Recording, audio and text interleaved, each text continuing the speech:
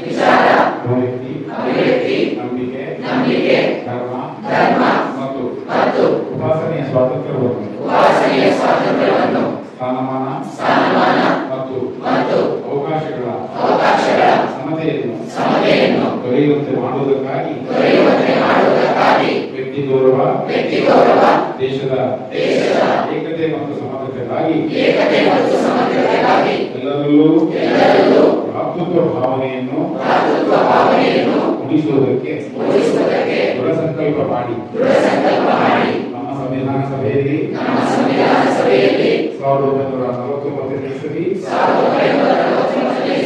November ತಿಂಗಳ 26ನೇ ದಿನದಂದು ಈ ಸಂವಿಧಾನವನ್ನು ನಮಗೆ ನಾವೇ ಅರ್ಪಿಸಿಕೊಂಡು ಅಂಗೀಕರಿಸಿ ಶಾಸನವಾಗಿ ವಿಧಿಸಿಕೊಂಡಿದ್ದೇವೆ.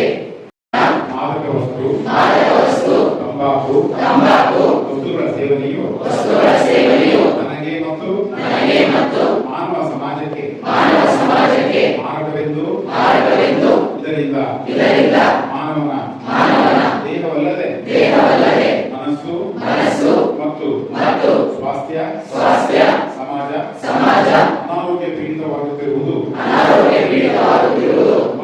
ಮತ್ತು ಗ್ರಾಮೀಣ ಹಾಗೂ ನಗರ ಪ್ರದೇಶದ ಯುವಜನತೆ ಇದರ ದಾಸ್ಯಕ್ಕೆ ಒಳಗಾಗುತ್ತಿರುವುದು ತಿಳಿದಿದೆ. ಇದರಿಂದ ಮಾನವನ ಆರ್ಥಿಕ ಸಾಮಾಜಿಕ ಸ್ಥಿತಿ ಅಧೋಗತಿಗೆ ಇಳಿಯುತ್ತಿದೆ. ಆದ್ದರಿಂದ ಡಾಕ್ಟರ್ ಮಹಾಂತ ಶಿವಯೋಗಿ ಸ್ವಾಮೀಜಿಗಳ ಜನ್ಮದಿನದ ಈ ಶುಭ ದಿನದಂದು ನಾನು ಮದ್ಯಪಾನ, ಮಾದಕ ವಸ್ತು, ತಂಬಾಕು ವಸ್ತುಗಳನ್ನು ತ್ಯಜಿಸುತ್ತಿದ್ದೇನೆ ಹಾಗೂ ಇನ್ನೆಂದಿಗೂ ಮುಟ್ಟುವುದಿಲ್ಲ ಎಂದು ಪ್ರತಿಜ್ಞಾವಿಧಿ ಕೈಗೊಳ್ಳುತ್ತೇನೆ.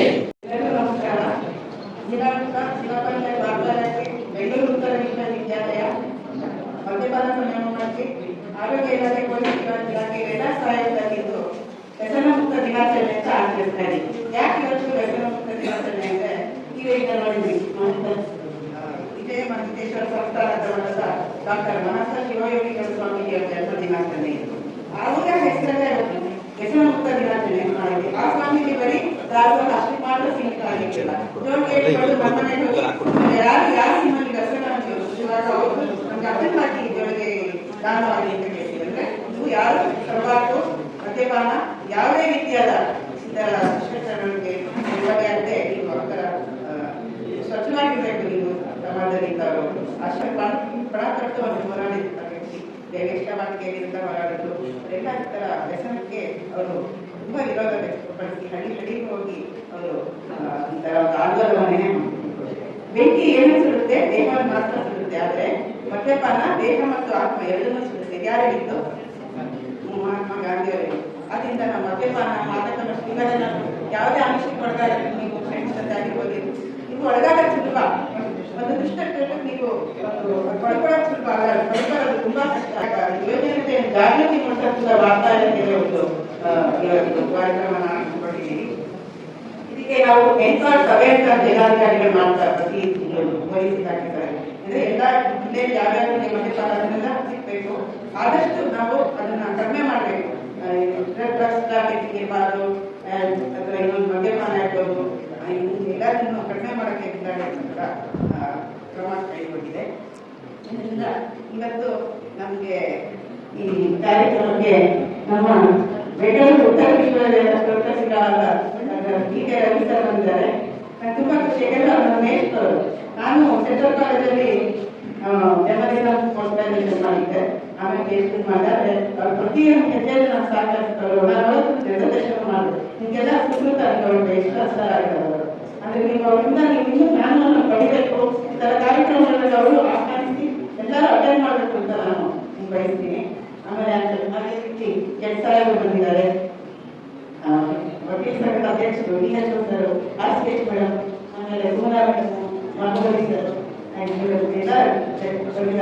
ಇವೆಲ್ಲಾನು ನೀವು ಮಾತು ಕೇಳೋದು ನಿಮ್ದು ಆಕ್ಚುಲಿ ನಿಮ್ಮ ಅದೃಷ್ಟ ಅಂತ ಅನ್ಕೋತೀನಿ. ಯಾರು ಮಧ್ಯದಲ್ಲಿ ಹೋಗ್ತೀರಾ ನೀವು ಮಾತು ಕೇಳಿ. Thank you.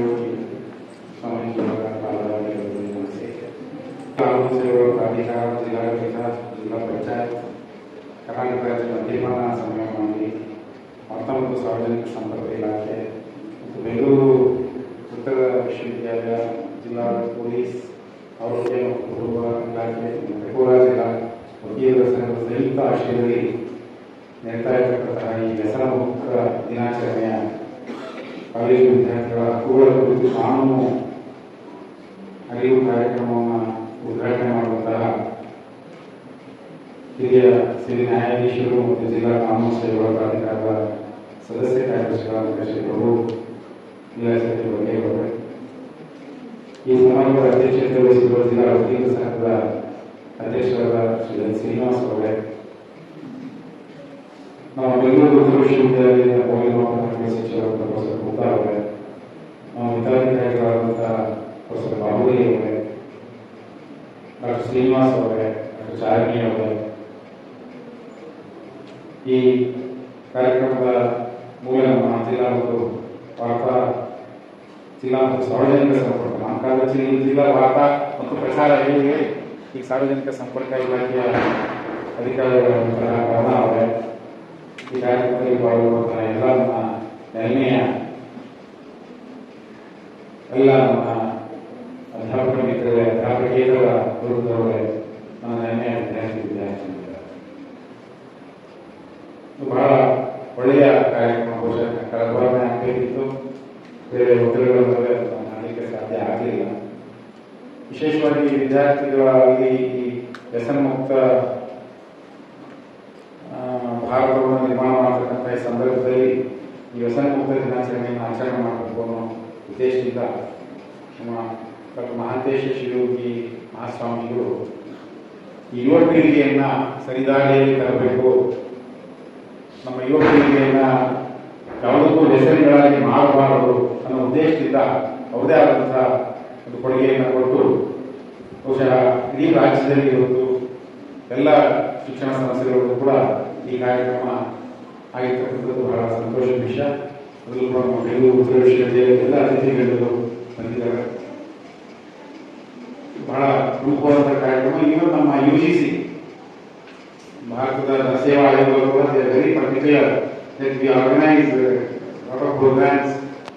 ಬಹಳಷ್ಟು ಸಂದರ್ಭದಲ್ಲಿ ನಮ್ಮ ಮಕ್ಕಳಿಗೆ, ವಿಶೇಷವಾಗಿ ನಮ್ಮ ಯುವ ಜನತೆಗೆ ಈ ಇಂಟಾಕ್ಸಿಕೇಶನ್ ಇಂದ ದೂರ ಇರೋ ಅದ್ರ ಬಗ್ಗೆ ಬಹಳ ಟೈಟ್ ಸರ್ಕ್ಯುಲರ್ಸ್ ಇದ್ದಾವೆ. ನಮ್ಮದೇ ಆದಂತಹ ಕಮಿಟಿಗಳು, ನಮ್ಮದೇ ಆದಂತಹ ಸೈಕಾಲಜಿಸ್ಟ್ ಜೊತೆ ಇಂಟ್ರಾಕ್ಟ್ ಮಾಡ್ತಕ್ಕಂಥ ಅನೇಕ ಕಾರ್ಯಕ್ರಮವನ್ನು ಹಾಕೊಂಡು ಬಂದಿದ್ದೀವಿ. ಭಾರತ ಬೇರೆ ದೇಶದಂಥ ದೇಶ ಅಲ್ಲ. ಇದು ವಿಭಿನ್ನವಾಗಿ ನಮ್ಮದೇ ಆದಂತಹ ಸಂಸ್ಕೃತಿ ಇರ್ತಕ್ಕಂತಹ ವಿಭಿನ್ನ ರೀತಿಗಳ ರಾಷ್ಟ್ರ ಇದೆ. ಇದು ನಮ್ಮ ಶಕ್ತಿ ಏನಪ್ಪಾ ಅಂತ ಹೇಳಿದ್ರೆ, ಭಾರತದ ಶಕ್ತಿ ನಮ್ಮ ಯುವ ಪೀಳಿಗೆ.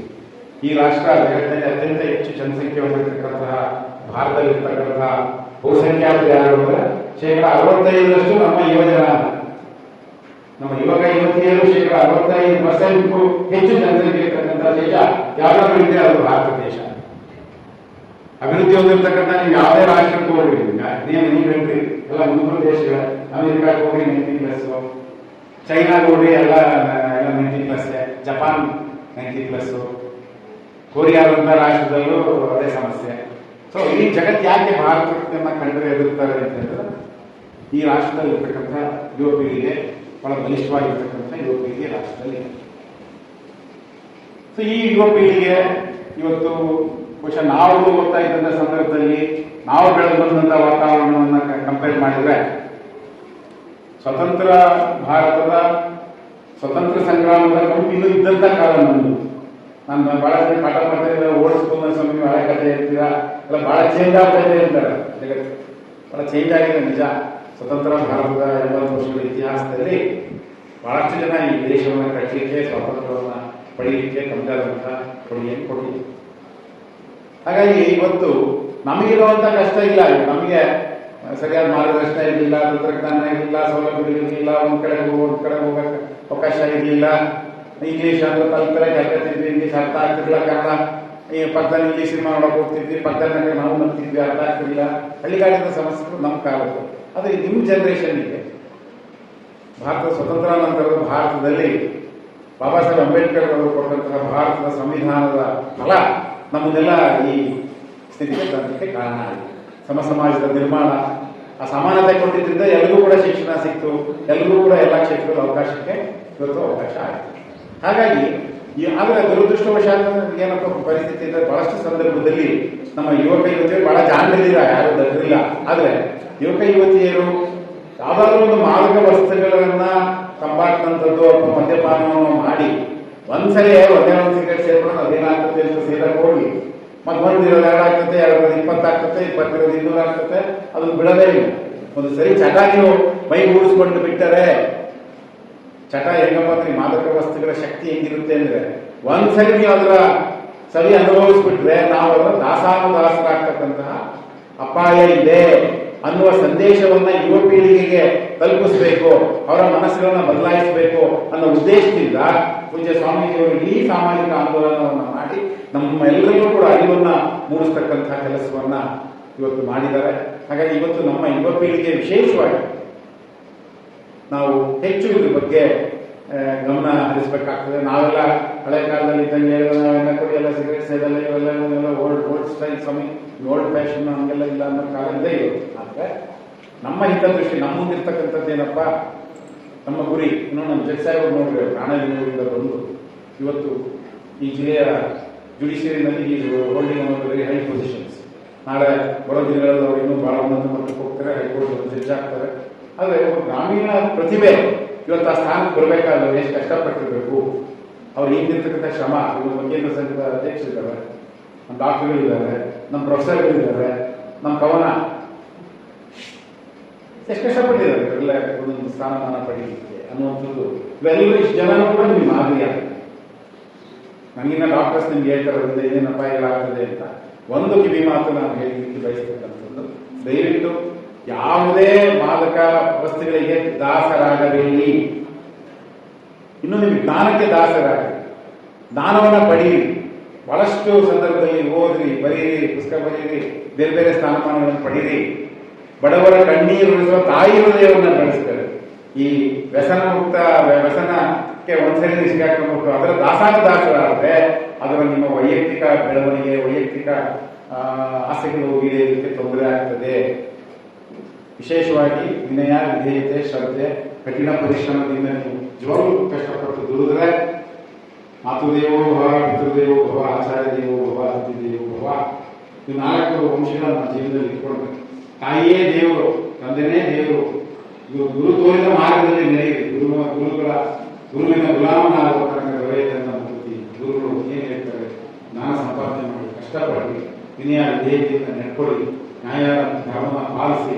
ಯಾವ ಮಾದಕ ವಸ್ತುಗಳ ಬಳಕೆ ಬಗ್ಗೆ ಕನಸಲ್ಲೂ ಯೋಚನೆ ಮಾಡಬೇಡ್ರಿ. ಒಂದೊಂದ್ಸರಿ ಬಳಸ್ತೀವಿ ಅಂತ ಎಕ್ಸ್ಪೆರಿಮೆಂಟ್ ಮಾಡಕ್ ಹೋಗ್ಬೇಡಿ. ನೀವೆಲ್ಲ ಎಕ್ಸ್ಪೆರಿಮೆಂಟ್ ಮಾಡಕ್ ಹೋಗ್ಬೇಡಿ. ಯಾಕಂದ್ರೆ ಅದರ ಶಕ್ತಿ ಆಗಿರುತ್ತೆ. ಮಾದಕ ವಸ್ತುಗಳ ಶಕ್ತಿ ಇರುತ್ತೆ. ಆ ನಿಟ್ಟಿನಲ್ಲಿ ಎಲ್ಲರೂ ಕೂಡ ಜಾಣರಿದ್ದೀರಿ, ಟ್ಯಾಲೆಂಟೆಡ್ ಇದ್ದೀರಿ. ಬಹುಸಂಖ್ಯಾತ ನಾವೆಲ್ಲ ಹಳ್ಳಿಗಾಡಿಂದ ಬಂದಂಥವ್ರು, ಪ್ರತಿಭಾವಂತರಿದ್ದೀರಿ. ನನಗೆ ಜಾಣರು ಜಗರು ಅನ್ನೋದಕ್ಕೆ ಕಾನ್ಸೆಪ್ಟ್ ನನಗೆ ನಂಬಿಕೆ ಇಲ್ಲ. ಎಲ್ಲರೂ ಜಾಣರೆ, ಒಬ್ಬೊಬ್ಬರು ಒಂದೊಂದು ಕ್ಷೇತ್ರದಲ್ಲಿ ಪರಿಣಿತಿಯನ್ನು ನಾವು ಹೊಂದಿರ್ತೀವಿ. ಮನುಷ್ಯನ ಜೀವನ ಇಸ್ ವೆರಿ ಶಾರ್ಟ್. ಈ ಮಾದಕ ವಸ್ತುಗಳನ್ನು ಬಳಸಿ ಆರೋಗ್ಯವನ್ನು, ಆಯಸ್ಸನ್ನ, ಇಡೀ ನಮ್ಮ ಸುಖವನ್ನು ಹಾಳು ಮಾಡಿಕೊಡ್ತಕ್ಕಂಥ ಕೆಲಸವನ್ನು ದಯಮಾಡಿ ಮಾಡಬೇಡಿ. ಅದ್ರ ಬದಲಿಗೆ ಆರೋಗ್ಯಕಾರಿ ಕ್ರೀಡಾ ಚಟುವಟಿಕೆಗಳಲ್ಲಿ, ಸಾಂಸ್ಕೃತಿಕ ಚಟುವಟಿಕೆಗಳಲ್ಲಿ, ಸಾಹಿತ್ಯ ಚಟುವಟಿಕೆಗಳಲ್ಲಿ ಹೆಚ್ಚು ಓದಿ ಸಮಾಜದಲ್ಲಿ ಒಳ್ಳೆ ಸ್ಥಾನಮಾನವನ್ನು ಪಡೆದು ಈ ದೇಶವನ್ನ, ಕನ್ನಡ ನಾಡನ್ನ, ಬಲಿಷ್ಠ ಕನ್ನಡ ನಾಡನ್ನ, ಬಲಿಷ್ಠ ಭಾರತವನ್ನ, ಬಾಬಾ ಸಾಹೇಬ್ ಅಂಬೇಡ್ಕರ್ ಅವರ ಕನಸಿನ ಸಮಾಜದ ನಿರ್ಮಾಣದಲ್ಲಿ ಜಗಜ್ಯೋತಿ ಬಸವಣ್ಣನ ಕನಸನ್ನು ನನಸು ಮಾಡತಕ್ಕಂಥ ನಿಟ್ಟಿನಲ್ಲಿ ಎಲ್ಲರೂ ಸೇರಿ ಕೈ ಜೋಡಿಸೋಣ. ಆ ನಿಟ್ಟಿನಲ್ಲಿ ಇವತ್ತೇನು ತರಗತಿ ಪ್ರತಿಜ್ಞೆ ಮಾಡಿದ್ದೀರಿ. പക്ഷെ ನಮಗೆ ಯಾರು ಬಂದಿಲ್ಲ, ಮಾದಕೋಸ್ಕರವನ್ನು ಬಳಸೋದು ಕಮ್ಮಿ ಆಗಿದೆ ಅಂತ ಯಾರು ನಮ್ಮದಿಲ್ಲ. ಪ್ರೈವೇಟೆಡ್ ಕ್ಯಾಂಪಸ್, ನಮ್ಮ ಕ್ಯಾಂಪಸ್ಸಲ್ಲೂ ಕೂಡ ಯಾರು ಬಳಸ್ತಕ್ಕಂಥದ್ದು ಅವಕಾಶ ಇಲ್ಲ, ಕಾಯ್ದೆಯಲ್ಲೂ ಅವಕಾಶ ಇಲ್ಲ. ನನಗೆ ಗೊತ್ತಿರಂಗೆ ನಮ್ಮ ಹುಡುಗರು ಅಂತ ದೊಡ್ಡವರಲ್ಲ, ಅಂತ ತಪ್ಪು ಮಾಡಲ್ಲ ಅಂತ ನಂಬಿಕೆ ಇದೆ. ಆ ಭರವಸೆಯನ್ನು ಉಳಿಸ್ಕೊಂಡು ಮುಂದೆ ಬರ್ತಕ್ಕಂಥ ದಿನಗಳಲ್ಲಿ ಎಲ್ಲರಿಗೂ ಒಳ್ಳೊಳ್ಳೆ ಸ್ಥಾನಮಾನಗಳು ಸಿಗಲಿ. ಮುಂದೆ ಬರ್ತಕ್ಕಂಥ ದಿನಗಳಲ್ಲಿ ಸತ್ಪ್ರಜೆಗಳಾಗಿ ಬಾಳಿ ಈ ದೇಶವನ್ನು ಮುನ್ನಡೆಸ್ತಕ್ಕಂಥ ಜವಾಬ್ದಾರಿಯನ್ನು ಹೊರಿ ಅನ್ನುವಂಥ ಮಾತನ್ನು ಹೇಳ್ತಾ ಈ ಸಂದರ್ಭದಲ್ಲಿ ಕಾರ್ಯಕ್ರಮದಲ್ಲಿ ಪಾಲ್ಗೊಳ್ಳಲಿಕ್ಕೆ ಅವಕಾಶ ಮಾಡ್ತಾರೆ. ವಿಶೇಷವಾಗಿ ನಮ್ಮ ಕವನ ಮೇಡಮ್ ಅವರು ವಾರ್ತಾ ಮತ್ತು ಸಾರ್ವಜನಿಕ ಸಂಪರ್ಕ ಇಲಾಖೆಯ ಹಿರಿಯ ಅಧಿಕಾರಿಗಳು, ಅವ್ರ ತಂದೆಯವರು ಬಹಳ ದೊಡ್ಡ ಸಾಹಿತ್ಯರು, ಕನ್ನಡ ಸಾಹಿತ್ಯಕ್ಕೆ ಕಿರಣ್ ನಾಗರಾಜ್ ಅವರು ನನಗೆ ಸಹೋದ್ಯೋಗಿಗಳು. ಅವ್ರ ತಂದೆ ಅವರು ಕನ್ನಡ ಪ್ರೊಫೆಸರು, ನಾನು ಪತ್ರಿಕೋದ್ಯಮ ಪ್ರೊಫೆಸರ್. ನಮಗಿನ ಬಹಳ ಹಿರಿಯರು. ಕಿರಣ್ ನಾಗರಾಜ್ ಅವರು ಕನ್ನಡ ಸಾಹಿತ್ಯಕ್ಕೆ ಕೊಟ್ಟಿರ್ತಕ್ಕಂಥ ಕೊಡುಗೆ ಬಹಳ ಅಪಾರವಾದರು. ಬಹುಶಃ ಅವರು ಕನಕದಾಸರ ನೆಲೆ, ದಾಸ ಸಾಹಿತ್ಯಕ್ಕೆ ಅವರು ಕೊಟ್ಟಂಥ ಕೊಡುಗೆ, ವಚನ ಸಾಹಿತ್ಯಕ್ಕೆ ಅವರು ಕೊಟ್ಟಂಥ ಕೊಡುಗೆಯನ್ನು ಹೊಂದಲಿಕ್ಕೆ ಸಾಧ್ಯ ಆಗುವುದಿಲ್ಲ. ಕಿರಣ್ ನಾಗರಾಜ್ ಅವರು ಇಡೀ ದಾಸ ಸಾಹಿತ್ಯದ ಸಮಾಜದ ಚಿಂತನೆಯನ್ನ, ಭಕ್ತ ಮತ್ತು ಭಗವಂತನ ನಡುವೆ ಸಂಬಂಧವನ್ನ, ಅವರು ಕನ್ನಡ ಸಾಹಿತ್ಯದ ಬಹಳ ಜನ ಇರೋ ನಾಟಕದಲ್ಲಿ ಓದಿದ್ದೀರಿ. ಭಕ್ತ ಭಗವಂತನ ನಡುವೆಯ ಸಂಬಂಧವನ್ನು ಅವರು ಪ್ರೆಸೆಂಟ್ ಮಾಡಿದ ಹಾಗೆ, ಅವರು ಬರೆದಂತಹ ನಾಟಕವನ್ನು ನಮ್ಮ CJK ರಂಗಭೂಮಿಯಲ್ಲಿ ತಂದ ಹಾಗೆ ನನ್ನ ಅದೃಷ್ಟ. ಅವರಿಬ್ಬರು ಕೂಡ ನನ್ನ ಬೆಂಗಳೂರು ವಿಶ್ವವಿದ್ಯಾಲಯದ ನನ್ನ ಸಹೋದ್ಯೋಗಿ ಪ್ರೊಫೆಸರ್ ಕೃಷ್ಣಸ್ವಾಮಿಗಳು, ಪ್ರೊಫೆಸರ್ ಆಫ್ ಎಕನಾಮಿಕ್ಸ್, ಇವ್ರ ತಂದೆಯವರು ಕನ್ನಡ ಪ್ರೊಫೆಸರು. ಇವ್ರ ಜೊತೆಗೆ ಬಹಳ ಜೆ ಶಿವರುತ್ನವರು, ಸಿದ್ಲಿಂಗಯ್ಯನವರು, ಬಹಳ ದೊಡ್ಡ ನಮ್ಮ ಇವರು DR ನಾಗರಾಜ್ ಅವರು, ಬಹಳ ದೊಡ್ಡ ಹಿರಿಯ ಜೆ ಶಿವರುತ್ನವರು. ಎಂಥ ಕನ್ನಡ ಸಾಹಿತ್ಯಕ್ಕೆ ಅವರು ಕೊಟ್ಟಂಥ ಕೊಡುಗೆಯನ್ನು ನಾವು ನೆನೀಬೇಕಾಗ್ತದೆ. ಆ ನಿಟ್ಟಿನಲ್ಲಿ ಕವನ ಕೂಡ ನಮ್ಮ ವಿಭಾಗದಲ್ಲಿ ಹೋಗುವುದು. ಕವನ ಮತ್ತು ಪತ್ರಿಕೋದ್ಯಮವನ್ನು ಓದಿ ಆಫೀಸರ್ ಆಗಿ ಅನಂತರ ಸಂಶೋಧನೆ ಕೂಡ ನಮ್ಮ ಹತ್ರ ಮಾಡಿದ್ರು. ಬಹಳ ಕೆಲವು ಸರ್ ನೇಷ್ಟಾದ್ರೆ ಬಹಳ ಪುಣ್ಯ ಮಾಡಿರ್ಬೋದು ಸರ್. ಏನೋ ಪುಣ್ಯ ನನ್ನ ಸ್ವಲ್ಪ ಸಿಕ್ಕಿದೆ. ಸೊ ಬಹಳ ಒಳ್ಳೆ ವಿದ್ಯಾರ್ಥಿ. ಇವತ್ತು ವಾರ್ತಾ ಇಲಾಖೆಯಲ್ಲಿರೋ 10 ಜನ ನಮ್ಮ ವಿದ್ಯಾರ್ಥಿಗಳು ನಮ್ಮಲ್ಲಿ ಇದ್ದಾರೆ. ಹಾಗಾಗಿ ಇಲ್ಲ ಸರ್ ನೀವು ಬರಲೇಬೇಕು ಅಂತಿದ್ದರಿಂದ ಆಕ್ಚುಲಿ ನಾವು ಬರಂಗಿಲ್ಲ ಶಿವಗಂಗದ ಕಾರ್ಯಕ್ರಮ. ಅದರಿಂದ ಇವತ್ತು ಈ ಕಾರ್ಯಕ್ರಮದಲ್ಲಿ ಪಾಲ್ಗೊಳ್ಳುತ್ತೆ. ಯಾಕೆಂದ್ರೆ ನನಗೂ ವಾರ್ತಾ ಮತ್ತು ಸಾರ್ವಜನಿಕ ಸಂಪರ್ಕ ಇಲಾಖೆಗೆ 75ರಿಂದ ಸಂಬಂಧ ಇದೆ. 50 youngest accredited journalist of Karnataka. 80ರಷ್ಟು ಹಿಂದೆ ನಾನು ಅಕ್ರೆಡಿಟೆಡ್ ಜರ್ನಲಿಸ್ಟ್ ಅಂದ್ರೆ ಸರ್ಕಾರದ ಮಾನ್ಯತೆ ಪಡೆದ ಪತ್ರಕರ್ತ. 85 ನಾನು ಆಕಾಶವಾಣಿ ಕರೆಸ್ಪಾಂಡ್. 75ರಲ್ಲೇ ಸುಧಾಕ್ ಬರೀತಾ ಇದ್ದೆ. 80ರಲ್ಲಿ ಅಕ್ರೆಡಿಟೇಷನ್ ಬಂತು. ಹಾಗಾಗಿ ವಾರ್ತಾ ಇಲಾಖೆಗೂ ನನಗೂ ಅವಿನಾಭಾವ ಸಂಬಂಧ. ನಾನು ವಾರ್ತಾಧಿಕಾರಿ ಆಗಬೇಕಾಯ್ತು. ನಾನು ಹೋಗಿ ಇದ್ದಿದ್ರೆ ನಾವು ರಿಟೈರ್ ಆಗಿರ್ತಿದ್ದೆ ವಾರ್ತಾಧಿಕಾರಿ. ಹಾಗಾಗಿ ಬ್ರಹ್ಮನನ್ನು ನೇಷನ್ ಮಾಡಿದ್ರು. ಏನ್ ಮಾಡಿ ನಾನು ಸ್ಟಾರ್ಟ್ ಮಾಡಿದ್ದು ಅಲ್ಲ, ನಾನು ಶುರು ಆಗಿದ್ದು ಪತ್ರಕರ್ತ, ಆಮೇಲೆ ಓದಿದ್ದು ಮೀಡಿಯಾ, ಆಮೇಲೆ ಓದಿದ್ದು ಲಾ, ಆಗಿದ್ದು ವೇಸ್ಟ್. ಏನ್ ಮಾಡ್ತಾರೆ. ಅದರಿಂದ ಈ ಕಾರ್ಯಕ್ರಮದಲ್ಲಿ ಪಾಲ್ಗೊಳ್ಳಿ ಅವಕಾಶ ಮಾಡಿದಂತಹ ಕವನ ಮೇಡಮ್, ಎಲ್ಲ ಇಲಾಖೆಯ ನಮ್ಮ ಜಿಲ್ಲಾಡಳಿತ ಮತ್ತೆ ವಿಶೇಷವಾಗಿ ನಮ್ಮ ಮಾನ್ಯ ನ್ಯಾಯಮೂರ್ತಿಗಳಿಗೆ, ನಮ್ಮ ಜಿಲ್ಲಾ ವಕೀಲ ಸಂಘದ ಅಧ್ಯಕ್ಷರಿಗೆ, ನಮ್ಮ ಡಾಕ್ಟರ್ಗಳಿಗೆ, ನಮ್ಮ ಸಹೋದ್ಯೋಗಿಗಳಿಗೆ, ಕವನ ಮೇಡಮ್ ಅವರಿಗೆ, ಮತ್ತೆ ಮದ್ಯಪಾನ ಸಮಿತಿಗೆ, ಎಲ್ಲ ನಮ್ಮ ಸಹೋದ್ಯೋಗಿಗಳಿಗೆ, ಯಾಕಂದ್ರೆ ಇವೆಲ್ಲ ನಾನು ಬಹಳ ಜೊತೆ ಕೆಲಸ ಮಾಡಿದ ಸಂಸ್ಥೆಗಳು, ಸ್ವಲ್ಪ ಅಟ್ಯಾಚ್ಮೆಂಟ್. ನನ್ನೆಲ್ಲ ರೀತಿಯ ಅಧ್ಯಾಪಕರು, ಅಧ್ಯಾಪಕೇತರ ಮಿತ್ರ ಮತ್ತೆ ವಿದ್ಯಾರ್ಥಿಗಳು ಎಲ್ಲರೂ ಕೂಡ ಶುಭವಾಗಲಿ. ಇವತ್ತೇನು ಹಿರಿಯರು ಮಾತನಾಡ್ತಾರೆ ಅವ್ರ ಸಂದೇಶವನ್ನು ಜೀವನದಲ್ಲಿ ಅಳವಡಿಸ್ಕೊಳ್ಳಿ ಅಂತ ಮಾತನ್ನು ಹೇಳ್ತಾ, ನಾನು ಶಿಬಿರಗಳು ಪತ್ರಕರ್ತರ ಸಮ್ಮೇಳನದಲ್ಲಿ ಕಾರ್ಯಕ್ರಮದಲ್ಲಿ ಹೋಗಬೇಕಾಗಿದೆ. ಹಾಗಾಗಿ ದಯಮಾಡಿ ನನಗೆ ಅನುಮತಿಯನ್ನು ಕೊಡಬೇಕು ಅಂತ ಕೋರಿ ನಿಮ್ಮೆಲ್ಲರೂ ಶುಭ ಹಾರೈಸಿ ಮಾತನಾಡ್ತೀನಿ. ವೇದಿಕೆ ಮೇಲೆ ಆಸೀನರಾಗಿರತಕ್ಕಂಥ ಗಣ್ಯಾತಿಗಣ್ಯರೇ, ವೇದಿಕೆಯ ಮುಂಭಾಗದಲ್ಲಿ ಕನ್ನಡದಿಂದ ಬೆಳೆದಿರತಕ್ಕಂಥ ಎಲ್ಲ ಪೋಸ್ಟ್ ಗ್ರಾಜುಯೇಷನ್ ವಿದ್ಯಾರ್ಥಿಗಳೇ, ವಿದ್ಯಾರ್ಥಿನಿಯರೇ, ಎಲ್ಲರೂ ಈ ದಿನದ ಶುಭೋದಯ ಹಾಗೂ ಶ್ರೀ ಶ್ರೀ ಶ್ರೀ ಮಹಾಂತೇಶ ಶಿವಯೋಗಿಯವರ ಜನ್ಮದಿನದ ಶುಭಾಶಯಗಳು.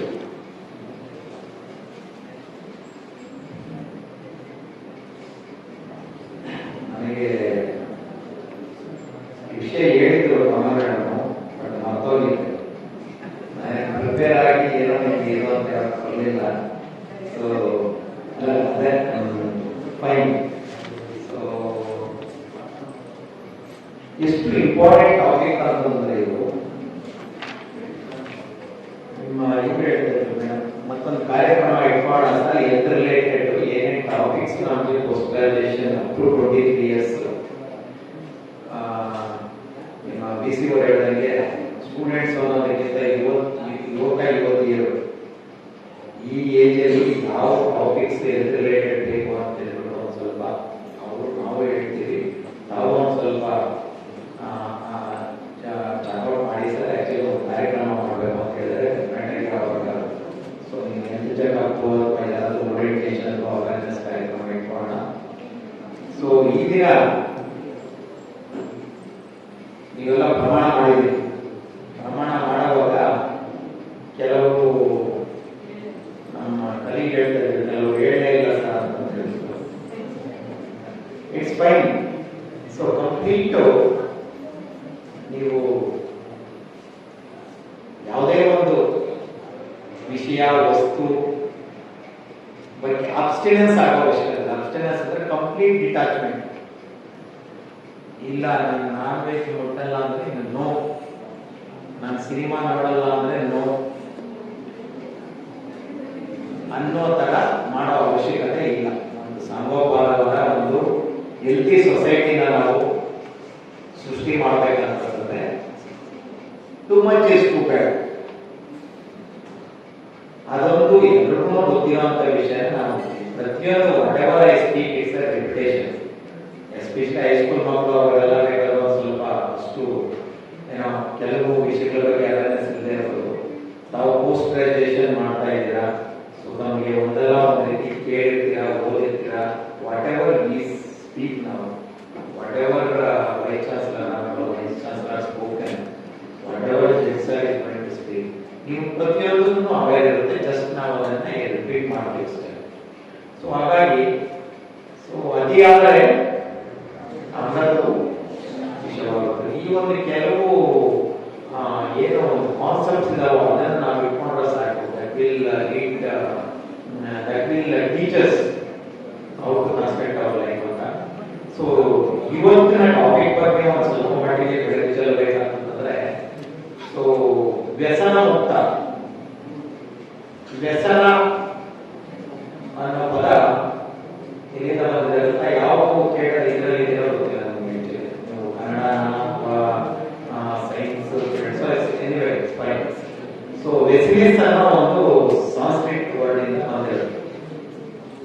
ವೆಸಿನಿಸ್ ಅದಕ್ಕೆ ತತ್ಸಮಾನವಾದ ವರ್ಡ್ ಬಂದ್ಬಿಟ್ಟು ವೆಸಿನಿ ಅಂತ ಅರ್ಥ. ಸೊ ತತ್ಸಮ ತದ್ಭವಗಳು ಒಂದು ಕನ್ನಡ ಮೀಡಿಯಂ ಅಂತ ನೋಡ್ತೀವಿ. ತದ್ಭವ ಯಾವುದಕ್ಕೆ ಅಂತಂದ್ರೆ ಚಡ, ಕೀಳು.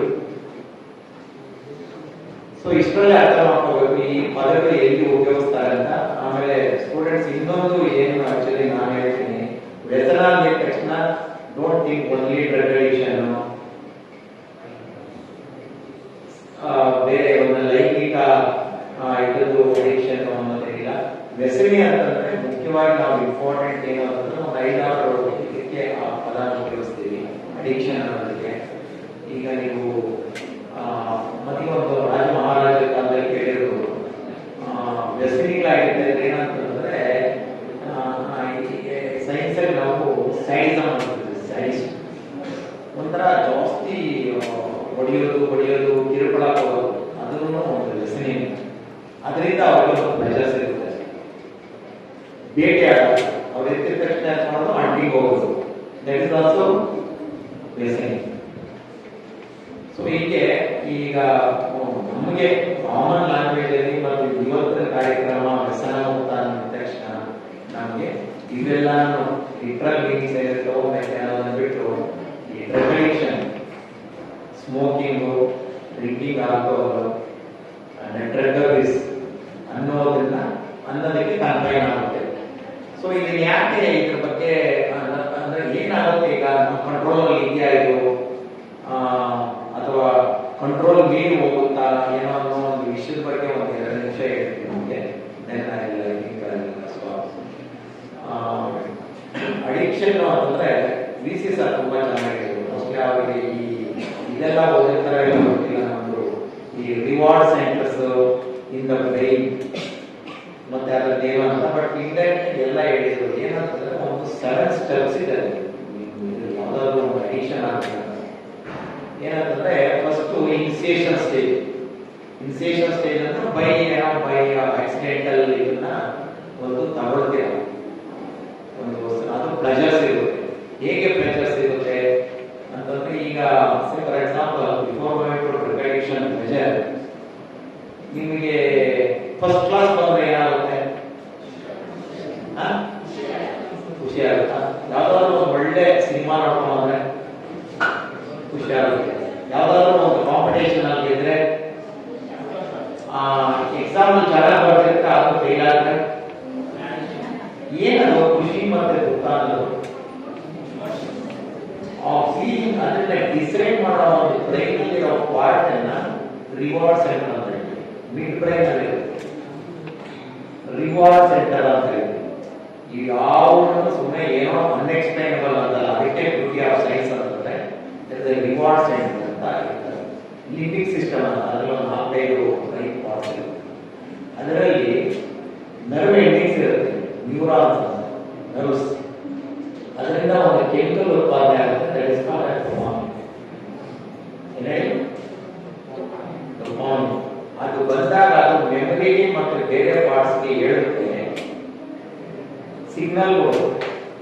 ಅದರದ್ದು ರೆಸ್ಪಾನ್ಸ್ ಈ ಖುಷಿ ಮತ್ತು ದುಃಖ ಆಗುತ್ತೆ.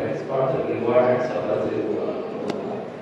ನೀವು ಅಂದ್ರೆ ಆ ಡೋಪಾಮಿನ್ ಇನ್ಕ್ರೀಸ್ ಮಾಡ್ಕೋಬೇಕಂದ್ರೆ ನೀವು ಡ್ರಗ್ಸ್ ಎಲ್ಲ ಹೋಗ್ಬೇಕು, ಆಲ್ಕೋಹಾಲ್ ಎಲ್ಲ ಹೋಗ್ಬೇಕು ಅಂತೇನಿಲ್ಲ. ಈಗ ನೀವು ಹೇಳ್ತಿರಲ್ಲ, ಇದರಲ್ಲಿ ಖುಷಿ ಪಡ್ಬೋದು. ಕೆಲವ್ರನ್ನ ಕಿಚಾಯಿಸೋದ್ರಲ್ಲಿ ಖುಷಿ ಸಿಗುತ್ತೆ ಅಂತ ಇರ್ತಾರೆ. ಆ ಮೂಲಕ ಅವರು ಡೋಪಾಮಿನ್ ಸೆಕ್ರೇಷನ್ ಇನ್ಕ್ರೀಸ್ ಮಾಡ್ಕೊಳ್ತಾರೆ. ಕೆಲವರಿಗೆ ಕೆಲವರು ದಾನ ಧರ್ಮ ಮಾಡೋದು, ಕೆಲವರಿಗೆ ಹೆಲ್ಪ್ ಮಾಡೋದು, ಕೆಲವರಿಗೆ ಬ್ಲಡ್ಡು ಈ ಏಜ್ ಗ್ರೂಪ್ಗಳೆಲ್ಲ ಅವ್ರಿಗೆ ಏನಂತೀರಿ ರೆಗ್ಯುಲರ್ ಒಳ್ಳೆ ಬ್ಲಡ್ ಡೊನೇಟ್ ಮಾಡಲೇಬೇಕು. ಆ ಬ್ಲಡ್ ಡೊನೇಟ್ ಮಾಡೋದ್ರಿಂದ ಅವ್ರು ವಿಷಯ ಸಮಾಧಾನ ಈ ಎಲ್ಲ ಮಾಡೋದ್ರಿಂದ ಲಿಂಬಿಕ್ ಸಿಸ್ಟಮ್ ಆಕ್ಟಿವೇಟ್ ಆಗಿಬಿಟ್ಟು ಡೋಪಾಮಿನ್ ಸೆಕ್ರೇಷನ್ ಜಾಸ್ತಿ ಆಗುತ್ತೆ. ಇದ್ರ ಜೊತೆಗೆ ಆರ್ಟಿಫಿಷಿಯಲ್ ಆಗಿ ಕೆಲವು ಎಕ್ಸಾಂಪಲ್ ಈ CNS ನರ್ವ್ ಸಿಸ್ಟಮ್ ನ ಸಪ್ರೆಸ್ ಮಾಡುವಂತ, ಡಿಪ್ರೆಸ್ ಮಾಡುವಂತ ಡ್ರಗ್ಸ್, ನಿದ್ದೆ ಮಾತಾಡಿ ಅದೊಂದು. ಈ ಸ್ಮೋಕಿಂಗ್, ಟೊಬ್ಯಾಕೊ ಮತ್ತು ಆಲ್ಕೋಹಾಲ್, LSD, ಕೆಲವು ಆಂಫಿಟಾಮಿನ್, ಬಾರ್ಬಿಟೇಟ್ಸ್ ಅಂತ ಕೆಲವು ಗ್ರೂಪ್ಸ್ ಇದ್ದಾರೆ. ಅವೆಲ್ಲ ಈ ಮದ್ದು ಇಂಜೆಕ್ಷನ್ ಕೊಡ್ತಾರೆ ನಾವು ಸರ್ಜರಿ ಮಾಡಬೇಕಾದ್ರೆ. ಅದರಲ್ಲಿ ಕೆಲವೆಲ್ಲ ವಿಟಾಮಿನ್ ಅಂತ ಕೆಲವು ಅವು ಏನ್ ಮಾಡ್ತಾರೆ ಅಂತಂದ್ರೆ ಈ ಲಿಂಬಿಕ್ ಸಿಸ್ಟಮ್ ಸ್ವಲ್ಪ ಟ್ರಿಗರ್ ಮಾಡ್ತಾರೆ. ಆಗ ನಿಮಗೆ ಈಗ ನೀವು ಫಸ್ಟ್ ಕ್ಲಾಸ್ ಬರಬೇಕು, ಆ ಪ್ಲೇಯರ್ಸ್ ಇರ್ಬೇಕಂತಂದ್ರೆ ಈಸಿಯಾಗಿ ಆಗುತ್ತಾ? 10 ನಿಮಿಷದಲ್ಲಿ ಆಗುತ್ತಾ? ಅದ್ರ ತರನೇ ಪ್ಲೇಯರ್ ಬರ್ಬೇಕಂತ ಒಂದು ಇಂಜೆಕ್ಷನ್ ಇಟ್ಕೊಂಡ್ರೆ ಆಗುತ್ತೆ ಅನ್ನೋದಿಲ್ಲ. ಅದಕ್ಕೆ ಯಾಕೆ ಜಾಸ್ತಿ ನಾನು ಬೇಕು ಹೋಗ್ತಾರಲ್ಲ, ಅದು ಟೆಂಪ್ಟೇಷನ್ ಇಲ್ಲ. ಫಸ್ಟ್ ಬೈ ಆಕ್ಸಿಡೆಂಟ್ ಅಲ್ವಾ, ಯಾವ ಪಿಯರ್ ಪ್ರೆಷರ್, ಈ ಫ್ರೆಂಡ್ಸ್ ಆಗಿ ತಗೊಂಡು ನೋಡಿದನ್ನ ಆಮೇಲೆ ನಾನೇನು ಹೇಳೋದು, ಇದು ಹೊಸ ಒಂದಿದೆ, ಹೊಸ ಸ್ಟಿಗ್ಮಾ ವಾಸ್ ಗ್ರೇಟ್ ಅಂದ್ರೆ ನಾನೇ ಇನಿಷಿಯೇಷನ್. ಸುಮ್ಮನೆ ಈಗ ನಾವು MBBS ಹೋದ್ರು, ನಾವು ಸರಿ ನಾವು ಹಳ್ಳಿ ಇಲ್ಲೇ ನಂಬಬೇಕಲ್ಲ. ಸೊ ಇಲ್ಲೇ ಓದಿ ನಮ್ಗೆಲ್ಲ ಸ್ವಲ್ಪ ಈಗ ಒಂದು ಸ್ವಲ್ಪ ಇದಾಗಿತ್ತೇನೋ, ಆಗ ಇತ್ತು ಸ್ಕೂಲ್ ಚೆನ್ನಾಗಿಲ್ಲ. ಸೊ MBBS ಹೋದ್ರು ಏನು ಇರಲಿಲ್ಲ ಅಭ್ಯಾಸ, ಅದು ಬೇಜಾರ್ ಆಗ್ತದೆ. ಏನೋ ಅಭ್ಯಾಸ ಇಲ್ವಲ್ಲ, ಎಲ್ಲರೂ ಇಷ್ಟು ಚೆನ್ನಾಗಿಲ್ಲ ಮಾಡ್ತಾ ಇಲ್ಲ ಅಭ್ಯಾಸ. ಅದೊಂದು ಕ್ರೇಜು ಈಗೆಲ್ಲ ಫುಲ್ ಏನೂ ಇಲ್ಲ, ನಿಮ್ದು ಸುಮ್ಮನೆ ವೆಸ್ಟ್ ಕ್ರಾಂತಿ ಇವೆಲ್ಲ ಅಂತಲ್ಲ, ಅದು ಟೆಂಪ್ಟೇಷನ್. ಒಂದು ಸರಿ ತಗೊಳ್ಳೋಣ ಅಂತ ನೀವು ಮನಸ್ಸು ಮಾಡಿ ಹೇಗಿದೆ ಟೇಸ್ಟ್ ನೋಡೋಣ ಏನಾಗುತ್ತೆ ಅಂತಂದ್ರೆ ಹೇಳ್ಕೊಡ್ತಾ ಇರಲ್ಲ, ನಿಜಾನ ಅಥವಾ ಸುಳ್ಳ, ನಿಜವಾಗಿ ಏನಾದ್ರೂ ಎಫೆಕ್ಟ್ ಆಗುತ್ತಾ ಇಲ್ಲ ಇಲ್ಲ ಪ್ರಯತ್ನ ಪಡ್ತಾರೆ. That is the initiation. ಆಮೇಲೆ ಅದು ಹೋಗಿ ಲಿಂಬಿಕ್ ಸಿಸ್ಟಮ್ ಆಕ್ಟಿವೇಟ್ ಮಾಡಿ ಪ್ರಜೆಗಳು ಜಾಸ್ತಿ ಬೇಡ, ಪರೀಕ್ಷಾ ಬೇಡ, ನಮಗೆಲ್ಲ ಗೊತ್ತಿದೆ ರಸಾಯನ ಅಂತ ಇದಾವ ಬೇಡ. ಮತ್ತೆ sir okay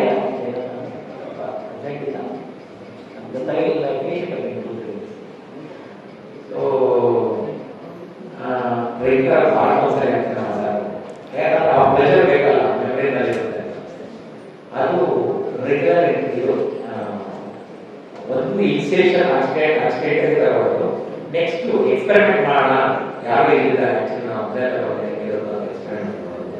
next regular warranty next risk ಆಗುತ್ತೆ ಅಂತ ಗೊತ್ತಿದ್ರು ಅಥವಾ ಸಿಗಲ್ಲ ಇದು ಅಂತಂದ್ರೆ ಇಲ್ಲ ಸ್ವಲ್ಪ ಎಕ್ಸ್ಟ್ರಾ ಎಲ್ಲ ಫೀಸ್ ಆಮೇಲೆ ಕಟ್ ಮಾಡೋಣ ಅಂತ ಹೇಳ್ಬಿಟ್ಟು ರಿಸ್ಕ್ ತಗೋದು. ಆಮೇಲೆ ಅದೇ ಹಂಗೆ ತಗೊಳ್ತಾ ಏನಾಗುತ್ತೆ, ಆ ಪ್ಲೆಜರು ಲಿಂಬಿಕ್ ಸಿಸ್ಟಮ್ ಬ್ರೈನ್ ಆಗ್ತಾ ಅಡ್ಯಾಪ್ಟ್ ಆಗುತ್ತೆ. ಅಡಾಪ್ಟೇಷನ್ ಅಂತಂದ್ರೆ ಒಂದು ಸಿಗರೇಟ್ ಇಂದ ಸಿಗ್ತಾ ಇದ್ದಿದ್ದ ಎಫೆಕ್ಟ್ 4 ಸಿಗರೇಟ್ ತಗೊಂಡ್ರು ಸಿಗಲ್ಲ. That is called adaptation. So ಹಾಗಾಗಿ ನಾವು ತಗೋಬೇಕಲ್ಲ,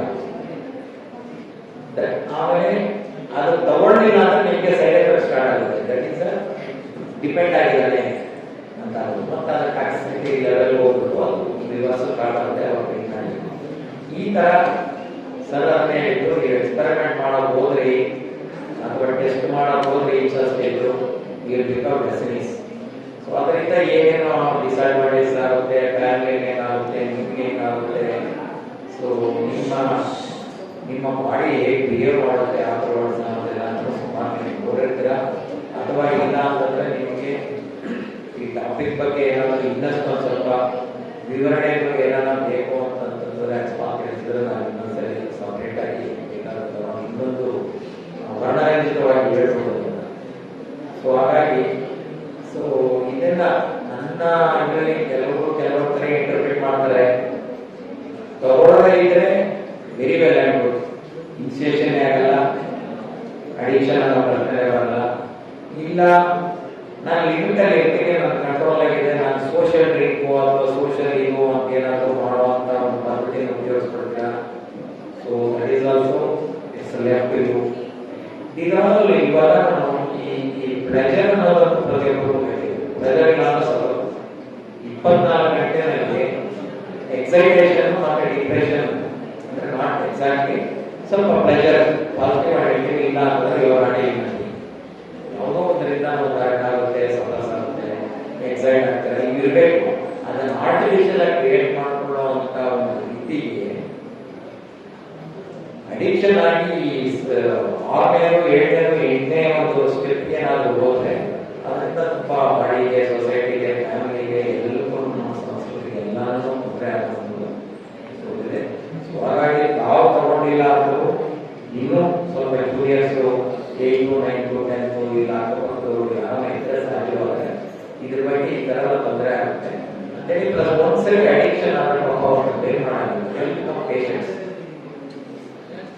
ಬಿಗಿನಿಂಗ್ ಸ್ಟೇಜ್ ಅಲ್ಲಿ ಇನಿಷಿಯೇಷನ್ ಎಕ್ಸ್ಪೆರಿಮೆಂಟೇಷನ್ ಎಲ್ಲ ನೀವು ಸ್ವಲ್ಪ ಇಂಟರ್ವ್ಯೂ ಆಗ್ಬೋದು. ಒಂದ್ಸರಿ ಅಡಿಕ್ಷನ್ ಆದ್ಮೇಲೆ ಅವ್ರ ಟ್ರೀಟ್ಮೆಂಟ್ ಬೇಕು, ಕೌನ್ಸಿಲಿಂಗ್ ಬೇಕು, ಆ ಟೇಪ್ರಿಗೂ ಅದೆಲ್ಲ ಬೇಕು. ಬರೀ ಮಾಡ್ತಾನೆ ಬೈದೋಷ್ಟು ಆ ಬೈತಾರಲ್ಲ ಅಂತ ಇದಕ್ಕೆ ಆ ಬೇಜಾಗಿ ಇನ್ನೊಂದು ಹಾಕ್ಕೊಡಿ. ಸೊ ಹಾಗಾಗಿ ಅಡಿಕ್ಷನ್ ಲೆವೆಲ್ ಸಮಾಜದಲ್ಲಿ ಯಾರನ್ನು ನೀವು ಹೋಗೋದು ಬೇಡ, ಬೇರೆ ಪಕ್ಕದವ್ರನ್ನ ಊರಲ್ಲಿ ಯಾರಾದ್ರೂ ಜನ ಹೋಗೋದು ಬೇಡ. ಅಕಸ್ಮಾತ್ ಏನಾದ್ರು ಆ ಲೆವೆಲ್ ಹೊರಟೋಗಿದ್ದಾರೆ ಅದಕ್ಕೆ ಒಂದು ಮೆಥಡಾಲಜಿ ಇದೆ, ಬೇರೆ ರಿಪ್ಲೇಸ್ಮೆಂಟ್ ಕೊಡ್ತೀವಿ. ಆ ಟಾಪ್ ಮನಸ್ಸಿದ್ರೆ ಭಾಗ ಮನಸ್ಸು ಏನ್ ಬೇಕಾದ್ರೂ ಮಾಡ್ತೀವಿ. ವಿಡ್ರಾವಲ್ಸ್ ಅಂತ ಸ್ಟಾರ್ಟ್ ಆಗುತ್ತೆ. ಅದನ್ನ ಸ್ವಯಂ ಪ್ರೇರಿತವಾಗಿ ನಾನು ನಿಗ್ರಹ ಮಾಡ್ತೀನಿ ಅಂತ ಎಲ್ಲದನ್ನು ಮಾಡ್ಕೋಬಹುದು. ಇಲ್ಲ ಡಾಕ್ಟರ್ಸ್ ಅಸಿಸ್ಟೆನ್ಸ್ ಬೇಕಾದ್ರೆ ಡಿಫ್ರೆಂಟ್ ಲೆವೆಲ್ ಅಲ್ಲಿ ಇದೆ. PSC ಇಂದ ನಮ್ಮ ಕೌನ್ಸಿಲಿಂಗ್ ಸೆಂಟರ್ಸ್ ಇದಾವೆ, ನಮಗೂ ಸ್ವಲ್ಪ ಶೇರ್ ಮಾಡ್ತೀವಿ. So anything related to drugs or health anything, so you can contact with this. I would like to conclude. ಆಮೇಲೆ ನಿಮಗೆ ಮೇಡಮ್ ಅವರು ಹೇಳಿದ್ದಾರೆ ಏನಾದರೂ ಪರ್ಟಿಕ್ಯುಲರ್ ಟಾಪಿಕ್ಸ್ ಬಗ್ಗೆ ನಿಮಗೆ ಓರಿಯಂಟೇಷನ್, ಅವೇರ್ನೆಸ್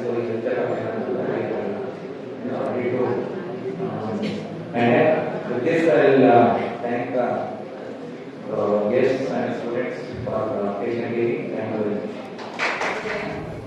ವೇದಿಕೆ ಮೇಲೆ ಉಪಸ್ಥಿತರಿರ್ತಕ್ಕಂಥ ಮಾನ್ಯ ನ್ಯಾಯಾಧೀಶರೇ ಹಾಗೂ ವಕೀಲ ಸಂಘದ ಅಧ್ಯಕ್ಷರಾದ ಶ್ರೀನಿವಾಸ್ ಅವರೇ ಹಾಗೂ ಮಾನ್ಯ DH ಅವರೇ ಹಾಗೂ ಕಮಲಾ ಮೇಡಮ್ ಅವರೇ ಹಾಗೂ ಸಿಬ್ಬಂದಿ ವರ್ಗದವರೇ ಹಾಗೂ ಎಲ್ಲ ನೆಚ್ಚಿನ ವಿದ್ಯಾರ್ಥಿಗಳು, ಈ ದಿನ ಮಾನ್ಯ ಶ್ರೀ ಮಹಂತ ಶಿವಯೋಗಿ ಸ್ವಾಮೀಜಿಯವರ ಜನ್ಮ ದಿನಾಚರಣೆಯಾಗಿದ್ದು ವ್ಯಸನ ಮುಕ್ತ ದಿನಾಚರಣೆ ಅಂತ ಆಚರಿಸ್ತಿದ್ವಿ. ಮುಖ್ಯ ಕಾರಣ, ಮುಖ್ಯ ಉದ್ದೇಶ ನಮ್ಮ ಒಂದು ಸಮಾಜನ ವ್ಯಸನ ಮುಕ್ತ ಮಾಡುವ ಒಂದು ನಿಟ್ಟಿನಲ್ಲಿ ಈ ಒಂದು ದಿನಾಚರಣೆಯ ಆಚರಿಸ್ತಾ ಇದೆ. ಸೊ ಈ ಬಗ್ಗೆ ಈಗಾಗಲೇ ಮಾನ್ಯ VC ಸರ್ ಅವರು ಹೇಳಿದ್ರು, ನಮ್ಮ ಒಂದು ಜೀವನ ಶೈಲಿ ಯಾವ ರೀತಿಯಾಗಿರ್ಬೇಕು, ಒಳ್ಳೆ ಒಂದು ಚಟಗಳಿಂದ ನಾವು ವ್ಯಸನರಾಗಬೇಕು. ಅಂದ್ರೆ ಕೆಟ್ಟದ್ದು ಇದೆ, ಒಳ್ಳೆಯದು ಇದೆ. ಸೊ ಕೆಟ್ಟದನ್ನ ನಾವು ಆದಷ್ಟು ಅವಾಯ್ಡ್ ಮಾಡಬೇಕಾಗುತ್ತೆ. ಸೊ ಕೆಟ್ಟದು ಅಂದಾಗ ಸರ್ ಹೇಳಿದ್ರು, ನಾವು ಯಾರು ದಟ್ರಲ್ಲ ಅಂತ ಹೇಳಿದ್ರು ಅಲ್ವಾ? ದಟ್ರ ಜಾನರ, ನಾವು